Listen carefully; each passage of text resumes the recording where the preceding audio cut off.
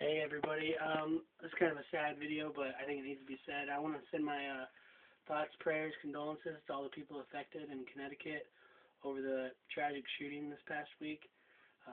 You know, final tally is 20 innocent children and six innocent adults were brutally murdered by a lone gunman who ended up killing himself, and it's a sad thing. I don't know everything that happened. There's been a lot of speculation, a lot of false things have been put on the news. That the mother was a teacher at the school, and she was or the gunman was her son, and jealous that of the students. That's one thing I heard, and that was perpetuated a lot.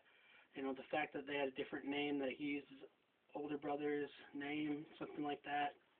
I don't really know all the facts so far, but the only thing that you really need to know is that 20 innocent little children from ages 5 to 10 were murdered, and 6 adults who were innocent were murdered as well. It's a tragic thing. Now a lot of people are getting upset, blaming guns, and other people are saying don't blame the guns. And honestly, do you think this would have happened had it not been for guns? I definitely think we need to be stricter with gun regulations. It's just me. The Constitution says that we're allowed to have a gun to protect ourselves, to defend ourselves against foreign invasion, not to have a stockpile of guns to do whatever. And they're saying that the mother was actually now murdered at the house, and that he just randomly chose to go to that school that he had previously attended.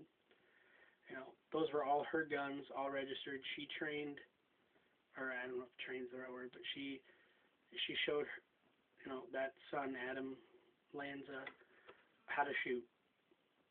He learned practically everything he ever knew about guns and gun safety from his mother. So that's kind of a vicious circle. I'm not saying you shouldn't be able to have a gun if you want, but I think we definitely need to reevaluate some things. I think we need to have stricter gun regulations and laws. If it saves one life, it's worth it. How can you disagree with saving a life? I agree you should be able to defend yourself, so there you go. Let me know what you think, but most of all, I want to say I'm very sorry for those 20 children that passed away. That's terrible. And those teachers that were spent years and years and years in school just to be able to help bring along our future. So tragedy, lives were cut short, and it's a sad state of affairs we're in. Alright, have a good one.